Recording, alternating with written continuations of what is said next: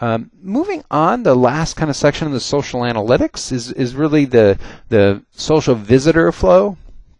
And if you remember from our webinar from a couple months ago, we spent a lot of time actually talking about the new visitor flow reports that are available not only in social but also for other sections, goals, events, and the audience. You can actually kind of look at this information as well and segment it.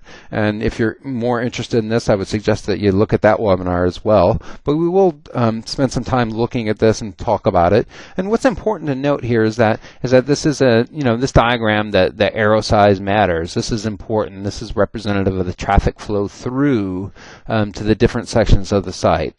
So this is a direct representation to the number of people that are navigating through on this diagram. And then the red means that they exited the site at this point.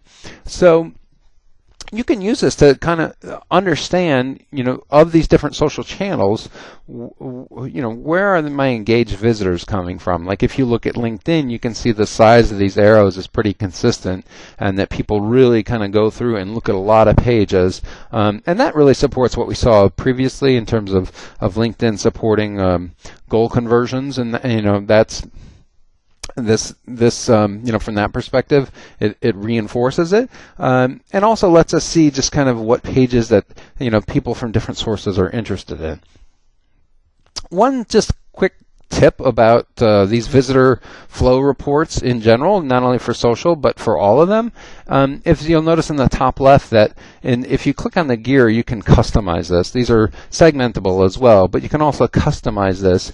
And sometimes I don't like to see all the channels broken out, or if I'm in another section, I don't want it broken out by source or geography. Sometimes I just want to see everything together, which is kind of strange for me because I'm normally telling people to always be segmenting, but sometimes I want to see kind of all this traffic lumped in together to understand how they flow through the site. And just a quick little tip: if most people aren't using a user-defined value or aren't setting that in their analytics code, and if you're not, that's a good kind of null or not set variable to use. But there's others as well that you could use, maybe a custom variable slot that you're not using on the site.